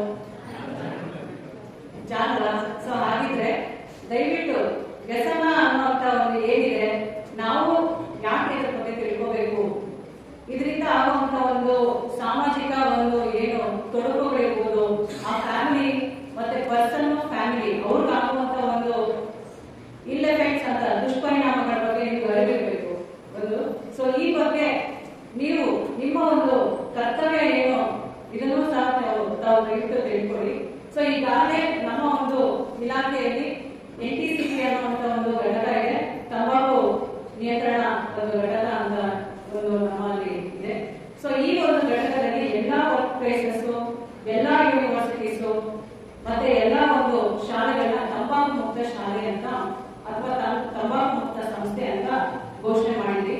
ಸೊ ಈಗಾಗಲೇ ಪ್ರತಿ ವರ್ಷ 100 ಶಾಲೆಗಳನ್ನ ಘೋಷಣೆ ಮಾಡ್ಕೊತಾ ಬಂದಿದ್ದೀವಿ. ಸೊ 2019ರಿಂದ ಈ ಒಂದು ಕಾರ್ಯಕ್ರಮನ ಕೈಗೊಂಡು ಪ್ರತಿ ಒಂದು ವರ್ಷ ನಾವು 100 ಇನ್ಸ್ಟಿಟ್ಯೂಷನ್ಸ್ ನ ತಂಬಾಕು ಮುಕ್ತ ಶಾಲೆ ಅಂತ ಘೋಷಣೆ ಮಾಡ್ತಾ ಇದ್ದೀವಿ. ಸೊ ಈ ನಿಟ್ಟಿನಲ್ಲಿ ತಂಬಾಕು ಅಂತ ನಾನು ಯಾಕೆ ಹೇಳ್ತಾ ಇದ್ದೀನಿ ಅಂದ್ರೆ, ಹೆಚ್ಚಾಗಿ ವ್ಯಸನಕ್ಕೆ ಒಳಪಡುವಂಥದ್ದು ತಂಬಾಕು. ಸೊ ತಂಬಾಕು ನೀವೆಲ್ಲ ಸ್ಮೋಕ್ ಮಾಡ್ತೀರಾ? ನಾನು ಎಸ್ ಅಂತ ಹೇಳ್ತೀನಿ. ವಿ ಆರ್ ಆಲ್ ಸ್ಮೋಕರ್ಸ್ ಅಲ್ವಾ? Yes. So there is active smoking, passive smoking. So ಹಾಗಾಗಿ passive smoking is very dangerous ಅಲ್ವಾ? ಸೊ ನೀವು ಒಬ್ಬ ಸ್ಮೋಕ್ ಮಾಡತಕ್ಕಂತ ವ್ಯಕ್ತಿಯ ಒಂದು ಪರಿಮಿತಿಯಲ್ಲಿ ಏನಾದರೂ ತಾವು ಇದ್ರೆ ನೀವು ಸ್ಮೋಕರ್ ಅಂತಲೇ ಲೆಕ್ಕ, ಪ್ಯಾಸಿವ್ ಸ್ಮೋಕಿಂಗ್. ಸೊ ಅವರು ಒಂದು ಸೇವನೆ ಮಾಡುವಂತ ಒಂದು ತಂಬಾಕಿನ ಹೊಗೆಯಲ್ಲಿ ಸುಮಾರು 200ರಿಂದ 300 ರಾಸಾಯನಿಕ ಪದಾರ್ಥಗಳಿರುತ್ತೆ. ಸೊ ಇವೆಲ್ಲ ಏನಂದ್ರೆ it is all toxic substance, chemical substance of different mechanism of action which is unknown. Okay, and ಇದು ಏನ್ ಮಾಡುತ್ತಂದ್ರೆ ಇದರಲ್ಲಿ ಒಂದು ಮುಖ್ಯವಾಗಿ ಅಡಿಕ್ಟಿವ್ ಸಬ್ಸ್ಟೆನ್ಸ್ ಅಂದ್ರೆ ನಿಕೋಟಿನ್. ಸೊ ಈ ಒಂದು nicotine substance is the culprit. So ಇದನ್ನ ನಾವು ಆದಷ್ಟು ಅವಾಯ್ಡ್ ಮಾಡಬೇಕಾಗುತ್ತೆ. ಸೊ ಡೈರೆಕ್ಟ್ ಸ್ಮೋಕಿಂಗ್ ಇಂದ ಆಗುವಂತಂದ್ರೆ ಹೆಡ್ ಟು ಟೋ ನಮ್ಮಲ್ಲಿ ಇರ್ತಕ್ಕಂಥ ಕೂದಲಿನಿಂದ ಹಿಡಿದು ಪಾದದವರೆಗೂ ನಾವು ಈ ಒಂದು ಇಲ್ ಎಫೆಕ್ಟ್ಸ್ ನಾವು ನೋಡ್ಬೋದು. ಸೊ ನೀವು ನಿಮ್ಮಲ್ಲಿ ಗಮನಿಸಿರ್ಬೋದು, ಚೈನ್ ಸ್ಮೋಕರ್ಸ್ ಇರ್ತಾರೆ, ಗಂಟೆಗೆ ಒಂದ್ಸರಿ ಸಿಗರೆಟ್ ಸೇದೋರು ಇರ್ತಾರೆ, ಅರ್ಧ ಗಂಟೆ ಸೇದೋರು ಇರ್ತಾರೆ, 3 hours ಸೇದೋರು ಇರ್ತಾರೆ. It all depends on the dependency ಅಂತ ಹೇಳ್ತೀವಿ. ಸರ್ ಹೇಳಿದ್ರು ಇನಿಷಿಯೇಷನ್ ಇಂದ ಹಿಡಿದು ಅಡಿಕ್ಷನ್ ವರೆಗೂ ಹೋದಾಗ ದೇ ವಿಲ್ ಬಿಕಮ್ ಡಿಪೆಂಡೆಂಟ್.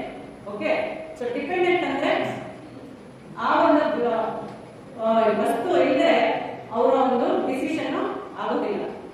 ಅವ್ರ ಬ್ರೈನ್ ಅಲ್ಲಿ ಇರ್ತಕ್ಕಂಥ ಏನೇ ನ್ಯೂರೋ ಟ್ರಾನ್ಸ್ಮಿಟರ್ ಇರ್ಬೋದು ಅದು ವರ್ಕ್ ಆಗೋದಿಲ್ಲ. ಸೊ ಈ needs a initiation to start up his activity. So ಹಾಗಾಗಿ ಅವ್ರು ಏನ್ ಹೇಳ್ತಾರೆ ಅಂತಂದ್ರೆ, ಸರ್ ಹೇಳಿದ್ರು ಎನಿ ಕೆಮಿಕಲ್,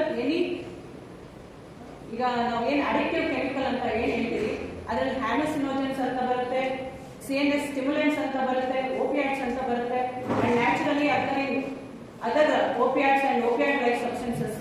ಸೊ ಈ ಒಂದು ಸಬ್ಸ್ಟೆನ್ಸಸ್ ಏನ್ ಮಾಡುತ್ತೆ, ಡೋಪಮಿನ್ ಮತ್ತೆ ಸೆರೋಟೋನಿನ್ ಅನ್ನುವಂತ ಒಂದು ನ್ಯೂರೋ ಕೆಮಿಕಲ್ ಮೇಲೆ, ನ್ಯೂರೋ ಟ್ರಾನ್ಸ್ಮಿಟರ್ಸ್ ಮೇಲೆ ಆಕ್ಟ್ ಮಾಡುತ್ತೆ. ಅದು ಏನ್ ಮಾಡುತ್ತೆ ಅಂದ್ರೆ ಅಪ್ಪರ್ ಕಾರ್ಟೆಕ್ಸ್ ನಮ್ಮ ಬ್ರೈನ್ ಏನಿರುತ್ತೆ ಅದಕ್ಕೆ ಮತ್ತೆ ಲೋವರ್ ಬ್ರೈನ್ಗೆ ಒಂದು ಸಿಸ್ಟಮ್ ಇರುತ್ತೆ ನಮ್ಮಲ್ಲಿ, ಆ ಒಂದು ಸಿಸ್ಟಮ್ ನ ಕಟ್ ಮಾಡಿ. ಓಕೆನಾ? ಅಂದ್ರೆ your mental activities that is balancing ಇರ್ಬೋದು, ಫಿಸಿಕಲ್ ಬ್ಯಾಲೆನ್ಸ್. ಈಗ ನಿಂತ್ಕೊಬೇಕಾದ್ರೆ ಅವ್ರು ನೋಡಿದಿರಾ ಆಡ್ತಾರೆ, ಕರೆಕ್ಟಾ? You just observe any addictive ಇವ್ರು ಇರ್ಬೋದು, ಅವರ ಒಂದು ಡಿಸಿಷನ್ ಮೇಕಿಂಗ್ ಇರೋದಿಲ್ಲ, ಅವ್ರಿಗೆ ಯಾವುದೇ ಎಮೋಷನ್ಸ್ ಇರೋದಿಲ್ಲ. So they will be in their own euphoria ಅಂತ ಹೇಳ್ತೀವಿ. ಸೊ ಮೆಂಟಲ್ ಮತ್ತೆ ಫಿಸಿಕಲ್ ಇದಕ್ಕೆ ಇಂಬ್ಯಾಲೆನ್ಸ್ ಇರುತ್ತೆ. The person's decision is hampered. ಈಗ ಡ್ರೈವ್ ಮಾಡುವಂತ ಒಂದು ಸಂದರ್ಭದಲ್ಲಿ ಲೆಫ್ಟ್ ಅಲ್ಲೇ ಹೋಗ್ಬೇಕು ಅಂತ ನಾರ್ಮಲ್ ಆಗಿ ರೋಡ್ ಟ್ರಾಫಿಕ್ ರೂಲ್ಸ್ ಹೇಳುತ್ತೆ. But what is under the influence of these addictive substances ಅಲ್ವಾ?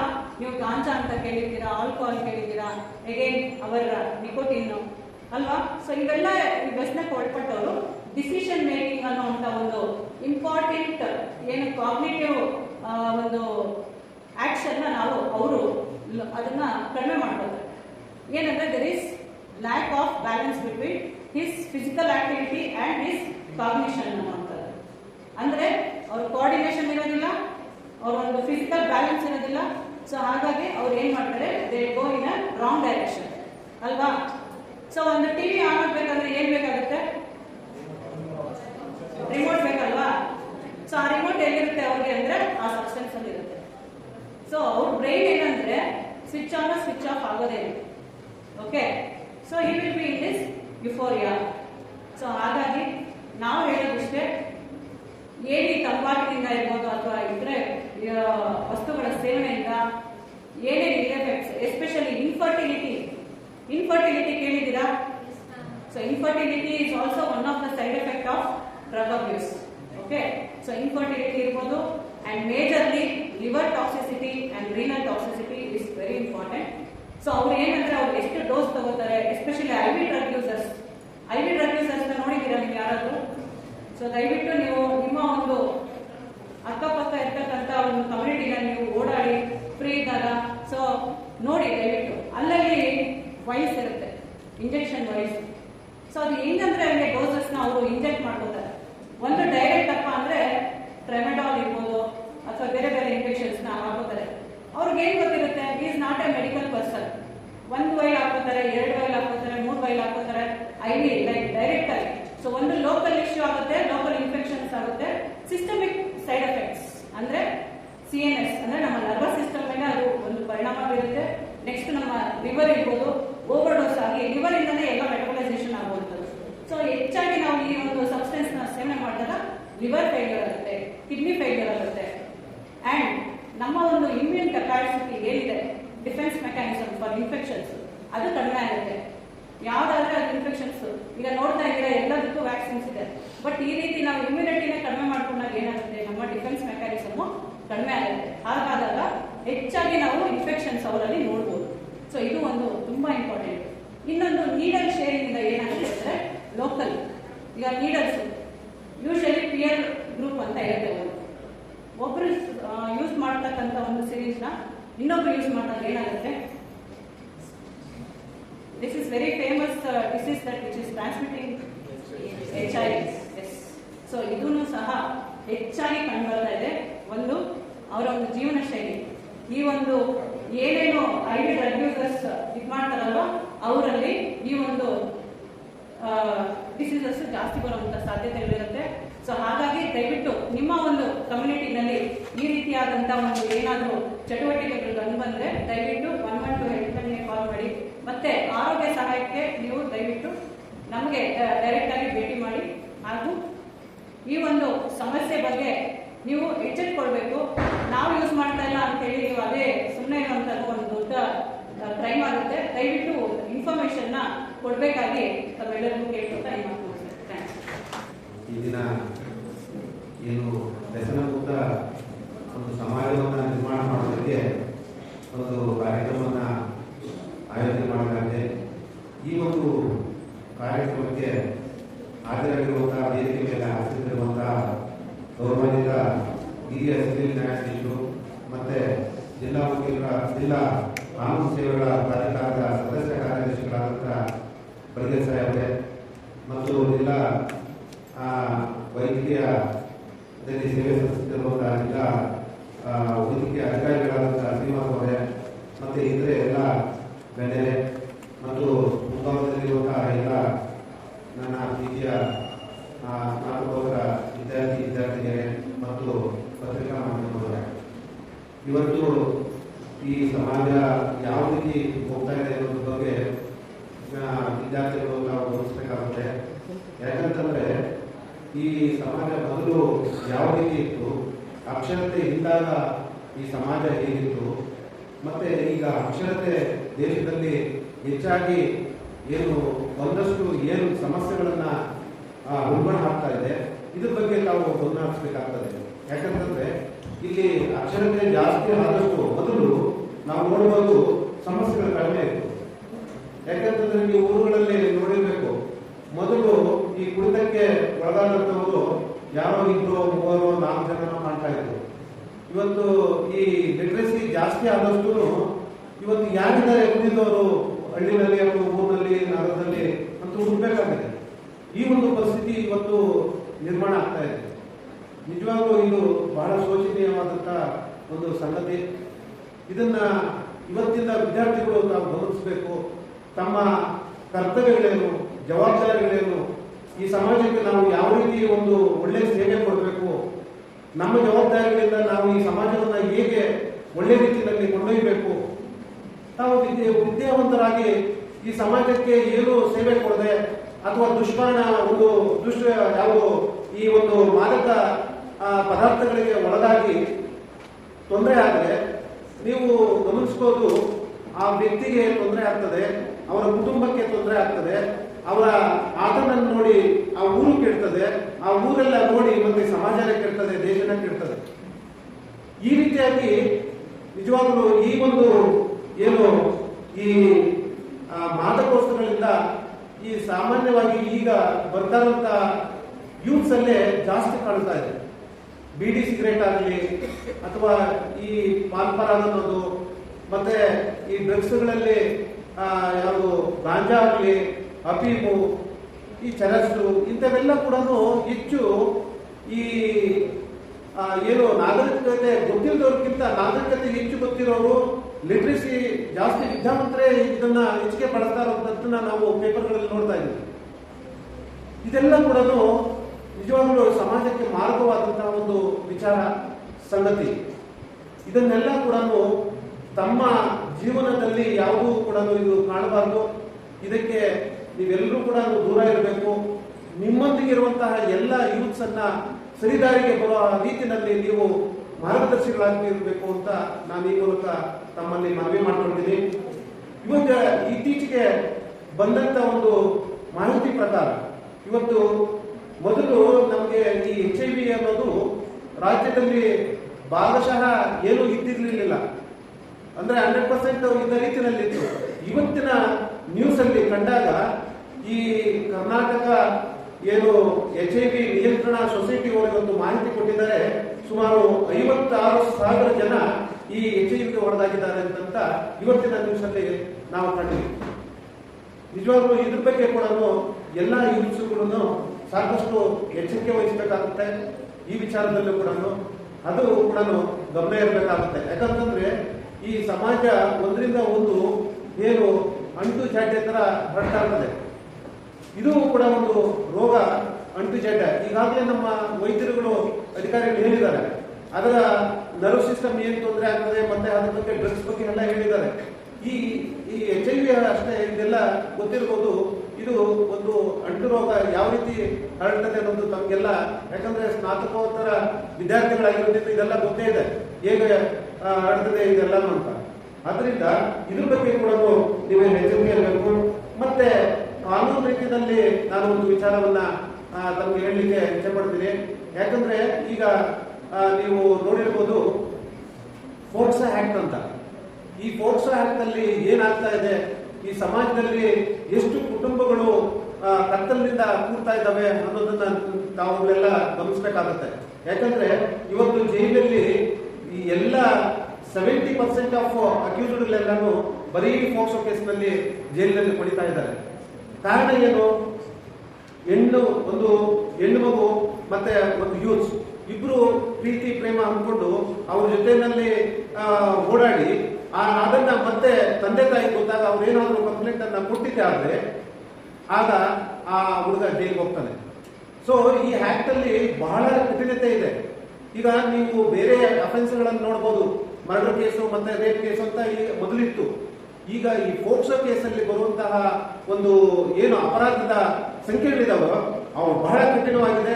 ಅದರಲ್ಲಿ ಏನಾದರೂ ಶಿಕ್ಷೆ ಆಗಿದೆ ಆದ್ರೆ 20 ವರ್ಷ ಆತ ಒಂದು ದಿನದಲ್ಲೂ ಕೂಡ ಸಡಿಲತೆ ಇರೋದಿಲ್ಲ.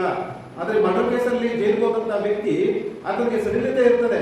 ಇಲ್ಲಿ ಫೋಕ್ಸೋನಲ್ಲಿ ಹೋದಂತ ವ್ಯಕ್ತಿ ಯಾರಿಗೂ ಸಡಿಲತೆ ಇರೋದಿಲ್ಲ, ಎಕ್ಸಂಪ್ಷನ್ ಕೊಡೋದೇ ಇಲ್ಲ. ಅಲ್ಲಿ ಅವನು ನಡತೆ ಚೆನ್ನಾಗಿದೆ ಅಂತ ಈಚೆ ಕೂಡ ಬರೋದಿಲ್ಲ.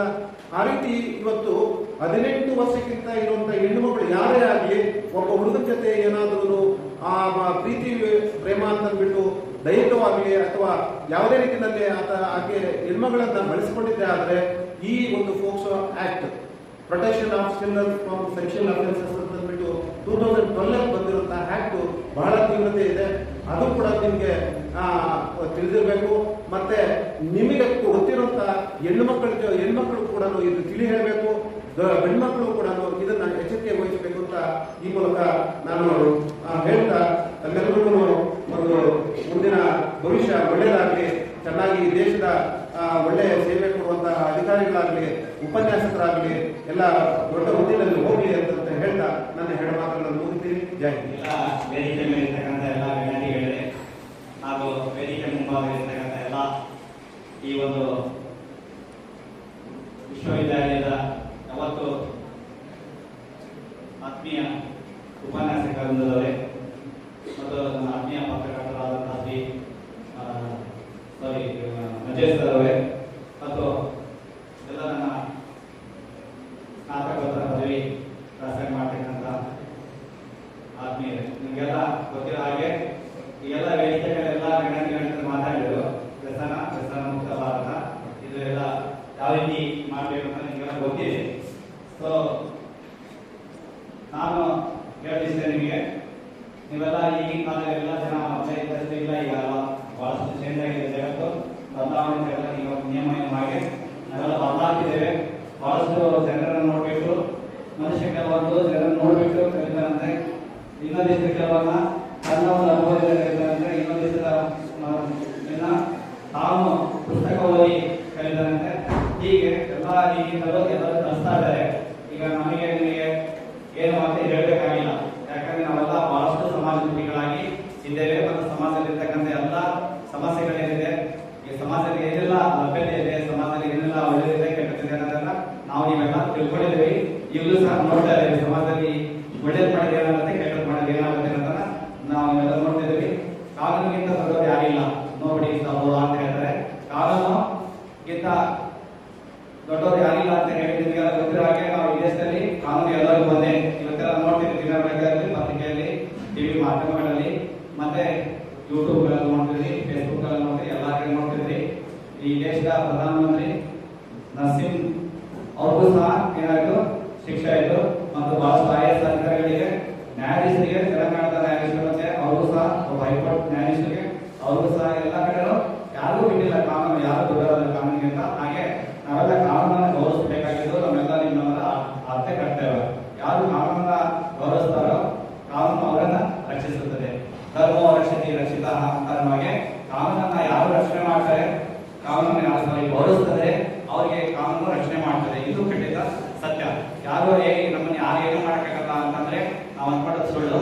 ನಾವೆಲ್ಲ ಹೋಗ್ತೇವೆ ಅಲ್ಲಿ ಪ್ರತಿಯೊಂದು ಕಾನೂನು ನಮ್ಮನ್ನ ಜೊತೆಗೆ ಬರ್ತದೆ. ನಿಮ್ಗೆ ಗೊತ್ತಿರೋ ಹಾಗೆ ಮನುಷ್ಯ ಹುಟ್ಟಿನಿಂದ ಸಾವಿರವರೆಗೂ ಕಾನೂನು ನಮ್ಮ ಜೊತೆ ಇದೆ ಅನ್ನೋದನ್ನ ನಿಮ್ಗೆಲ್ಲ ಗೊತ್ತಿದೆ. ಕಾನೂನು ಒಬ್ಬ ಮನುಷ್ಯ ಹುಟ್ಟಿದ ಕೂಡಲೇ ಅವನಿಗೆ ತಾಯಿಯ ಗರ್ಭದಲ್ಲಿದ್ದಾಗ ಅವನಿಗೆ ಯಾವುದೇ ರೀತಿ ಗರ್ಭಪಾತ ಮಾಡಬಾರ್ದು ಅನ್ನೋದು ಒಂದು ಕಾನೂನು. ಅಲ್ಲಿ ಆ ಮಗುವಿಗೆ ಪ್ರೊಟೆಕ್ಷನ್ ಕೊಡ್ತದೆ ಕಾನೂನು. ಆ ತಾಯಿಯನ್ನ ಯಾವುದೇ ರೀತಿ ಆ ಹೆಣ್ಮಗಳು ಅವರ ತಾಯಿಯವರು ಆ ಮಗುವನ್ನಾಯ್ತು, ಗಂಡ ಆಯ್ತು, ಬೇರೆ ಯಾರೇ ಆಯ್ತು, ಆ ಗರ್ಭಿಣಿ ಆದಂತ ಹೆಣ್ಮಗಳಿಗೆ ಯಾವುದೇ ರೀತಿ ಗರ್ಭದಲ್ಲಿರ್ತಕ್ಕಂಥ ಮಗುವನ್ನ ಯಾವುದೇ ರೀತಿ ಗರ್ಭಪಾತ ಮಾಡಬಾರ್ದು ಅನ್ನೋದು ಕಾನೂನು. ಇದು ಕಾನೂನು ಅಲ್ಲಿಂದ ನಮಗೆ ಪ್ರೊಟೆಕ್ಷನ್ ಕೊಡ್ತಾ ಬರ್ತದೆ ಮನುಷ್ಯನಿಗೆ.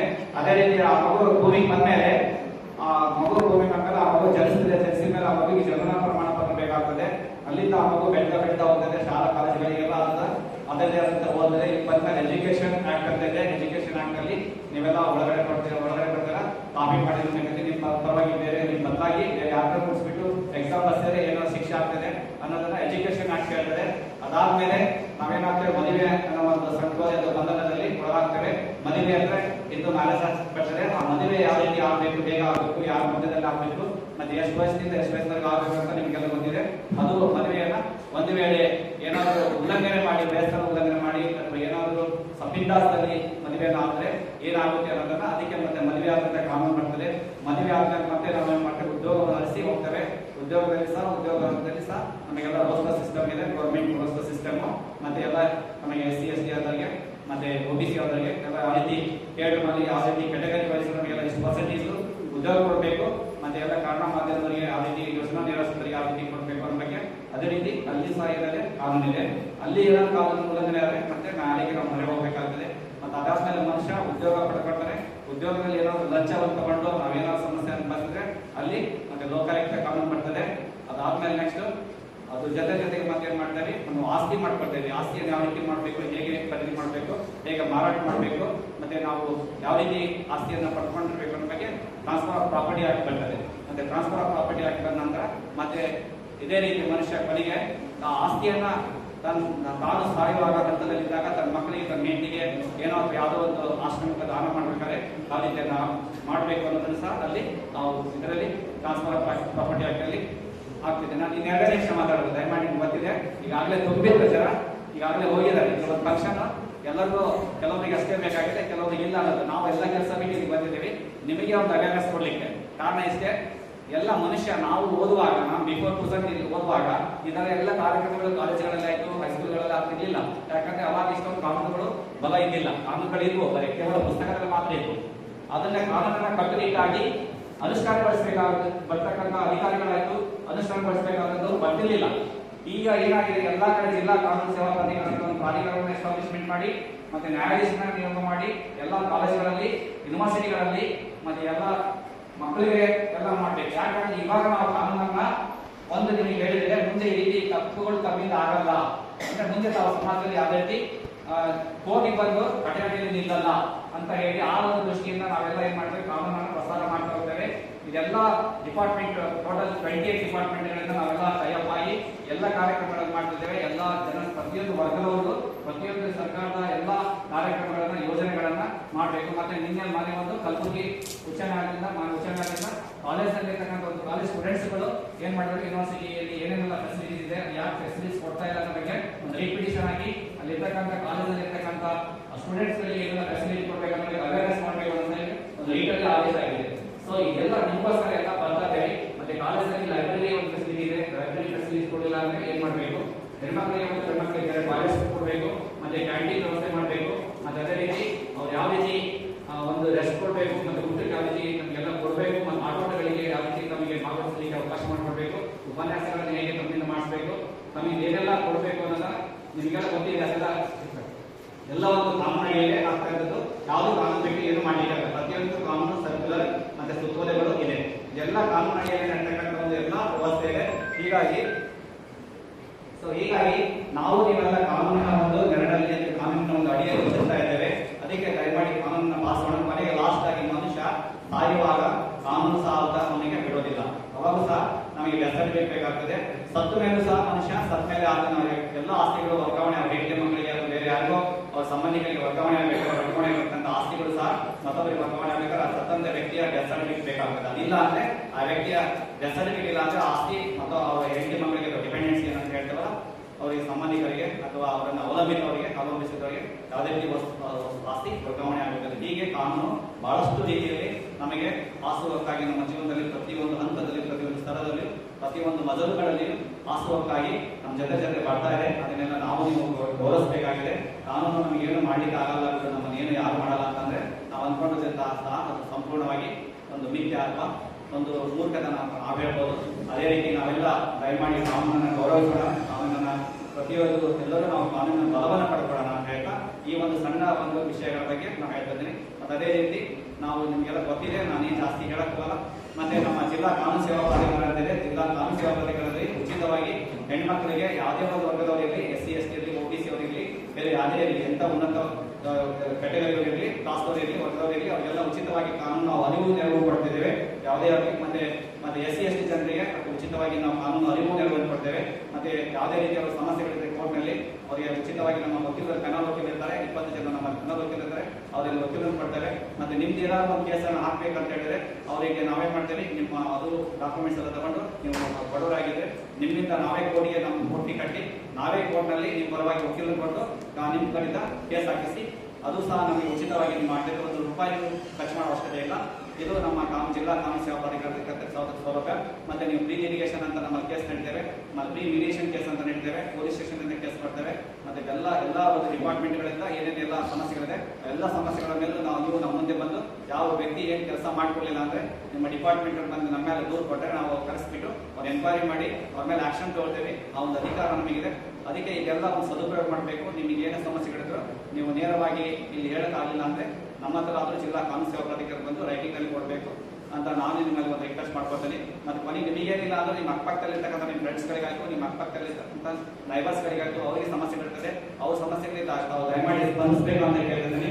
ಅದ್ರ ಜೊತೆಗೆ ಬಹಳಷ್ಟು ಸಮಸ್ಯೆಗಳಲ್ಲಿ ಜನರು ಇದ್ದಾರೆ, ಅವ್ರಿಗೆ ತಾವೆಲ್ಲ ಹೆಲ್ಪ್ ಮಾಡಬೇಕು. ನಾವೇನಾದರೂ ಆಗೋದನ್ನ ಆಗಬೇಕಾದ್ರೆ ಮನುಷ್ಯ ಮತ್ತು ಪರೋಪಕಾರದಿಂದ ಶರೀರ ಅಂತ ಹೇಳ್ತಾರೆ. ನಾವು ಮನುಷ್ಯ ಅವಾಗಲೂ ಮತ್ತೊಬ್ಬರಿಗೆ ನಾವು ಜೀವಿಸಬೇಕಾಗಿದ್ದು ನಮ್ಮ ಒಂದು ಧರ್ಮ, ಮತ್ತು ಆ ರೀತಿ ಧರ್ಮದಿಂದ ನಾವು ನಡಿಬೇಕಾಗಿದ್ದು ನಮ್ದು ಒಂದು ಸಂಸ್ಕೃತಿ, ಮನು ಧರ್ಮದಿಂದ ನಾವು ಬಂದಂತ ಒಂದು ಆಯ್ಕೆ ಮಾಡ್ಕೊಂಡು ಬಂದಿದೆ. ಆ ರೀತಿ ದಯಮಾಡಿ ಯಾರೇ ಸಮಸ್ಯೆಗಳಿದ್ರೆ ನಾವು ಸ್ಪಂದಿಸಬೇಕು ಅಂತ ಕೇಳ್ಕೊಳ್ತಾ, ಮತ್ತೆ ನಿಮಗೆಲ್ಲ ಸಮಯ ಆಗಿದೆ, ಮತ್ತೆ ನಿಮ್ಗೆಲ್ಲ ತುಂಬಾ ಇನ್ನೂ ಬಹಳಷ್ಟು ಕೆಲಸ ಇದೆ. ನಾನು ತುಂಬಾ ಮಾತಾಡ್ಬೇಕು ಅನ್ಕೊಂಡಿದ್ದೆ.